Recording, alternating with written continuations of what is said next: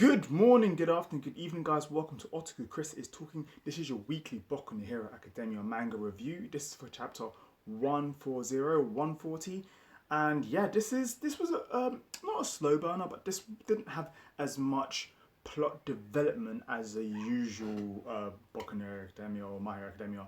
This focused a lot more on characterization, and even then it focused on a side character, and by a side character not being the main character, the Ochako, the Midoriya, the Bakugo. It wasn't really any of them. It mostly focused on one of the big three, and that was Suneater.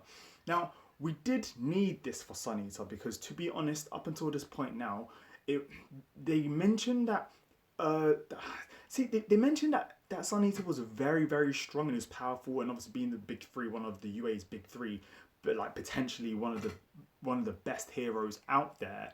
I didn't actually see him do any feats which actually suggested this much. It almost felt as if it was like word of mouth, or as if we should take their word for it. But this chapter allowed us to really understand this character and how he thinks, and that he's thought like this right from the get-go. I mean, the chapter even opens up with a flashback of Suneater right on his first day of school, and he can't even really speak, and it's kind of like, whoa, like okay, how does this guy like intend to be a hero? But I guess when you're watching My Hero Academia from episode 1, and then you see Midori Izuku, and then you're kind of like, this guy, he's supposed to be the main character? How are we supposed to follow him? Especially considering we're so used to main characters like Naruto and Goku and Luffy, who have that charisma, who are bubbly, who are just like, yeah, let's do it. They just believe in that whole plus ultra kind of mentality. And then you have people like Midori Izuku, who's pretty much a pussy, and then you have Suneater, who's pretty much like, he has no faith or confidence in himself. So I'm actually very happy that Hirokoshi gave us this chapter, because we actually needed it. We legit needed it. Otherwise, it was like, all right, you know what? What's going to happen? But then we still have the third of the big three, who I really want to see as well, with the lady as well. I want to know what her ability is and how she is, because she seems very all up in your face. So I'm excited for that. So yeah, chapter pretty much opens up with a flashback, and to be honest, the whole chapter didn't even conclude that much. The fight was mostly Eraserhead. Eraserhead did a lot more than Suneater did. Like literally, it was mostly Suneater's flashback, and we got to see a bit of Togata Mirio and how they interacted, and how Togata actually he had no control of his quirk really. I mean, he can phase fully now, and like his ability is emotional, but before he just about phased his hand through, and then he couldn't even face his face through, so it's kind of pointless. It's kind of like, so what is your ability? Why are you trying to use it? So I like that we got to see the dynamic and the difference between the two. Even though they were both pretty much useless, they were both really, I don't know, they kind of clicked together. They needed each other, because one is extremely clumsy but so passionate and ready for anything, and then the other one is literally just extremely talented but has no confidence in himself at all. Now, what I did like as well, we did get a bit of characterization for the villains as well. The 3 Centuries of Hell, the 3 Centuries of Hounds. We found out that they were pretty much suicide bombers, but suicide people, the pawns for Overhaul several chapters ago. But I like how in this chapter they actually explain how they were actually about to commit suicide. They were legit about to commit suicide. They had given up on life. They had no hope on life. And as they were about to commit suicide, they then ended up being saved by a hero. And that actually put them into a darker spell, made them feel even worse about themselves. And that's when Overhaul saved them, and then gave them not a new life, but gave them hope or potential to be something more. Gave them a new life in the sense of more villainy, pretty much, which is what they wanted. And now they're just willing to lay down their life. And they were mentioning how they were mentioning to the rest of the heroes and police that they wouldn't understand it. That they honestly wouldn't understand it. I'm still having huge feelings of death flags, extreme feelings of death flags, and it keeps on bouncing from one to another. Are you feeling with death flags too? Like, if so, let me know who you think is potentially going to die. I don't mean like All Might or anything. I'm literally meaning like a character. So it's either between Suneater or Togata Mirio.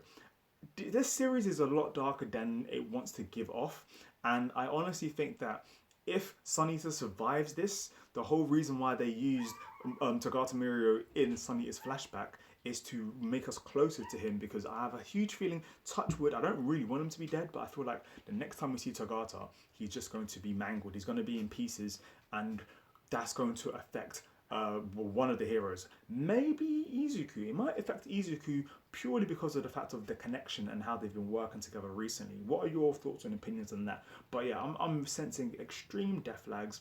I did like the ending of it, considering that at the very end, what's his name again? Suneater was like, cool, you know what? Like, I have to do this. I believe in myself. And he used the memory of Tagata, who gave him hope to push himself forward. And I like that. The reason why it's called Suneater is because the quote was, you burn more strongly than the sun itself. Have confidence in yourself. You are Suneater. Beautiful. Nice little bit of poetry right there. So that was pretty cool. We had that. What else happened there? Yeah, literally not much happened. We did get the villains and their abilities. So we had Setsuno, who I first read as Susanoo. That narrative is still on the brain. And his ability was larceny. We had Hojo, whose abilities was crystallization. And we have Tabe, whose ability was mill.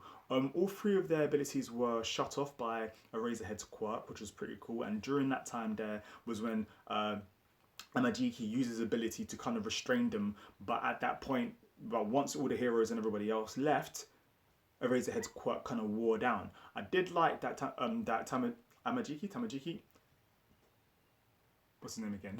Oh my god. Suneater. Oh, this is one of the things about doing a live review, is if your brain goes blank, you just got to stand there awkwardly like, One good thing about Suneater as well was that, like, we didn't know anything about him. I mean, I'm saying this a lot, but I might be the only one, but I honestly didn't really like him that much. I mean, I loved his design, I liked his potential of his ability, and I like that he's one of the big three, but I did want his character to be flushed out. So this is pretty much what the chapter was about.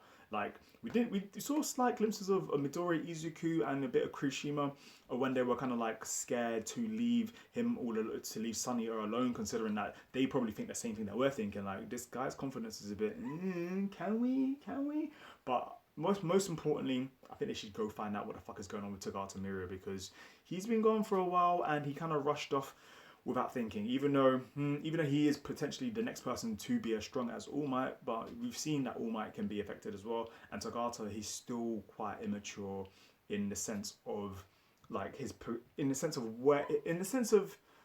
how do I explain this? In the sense of like term or time serving as a hero. So yeah, sorry about this extremely awkward review. have literally, as you can tell, I've posted 2 videos up already. If you want to check those out, those are for One Piece, my live reaction and my review. And yeah, hope you enjoyed this. Do hit me a thumbs up if you want to see more for myself. Obviously I left out a few things, so let me know your thoughts and opinions and parts I left out in the comment box down below. And hopefully I will see you guys soon. Oh my god, I'm actually excited for this week's Boku no Hero Academia anime. What about you guys? Oh yeah, I mean, it's not spoilers if we talk about it, is it? Because we're ahead, so I guess it's the anime. You know what? I'm just gonna go. I'm very tired. Have a great day. Chris is talking. Peace.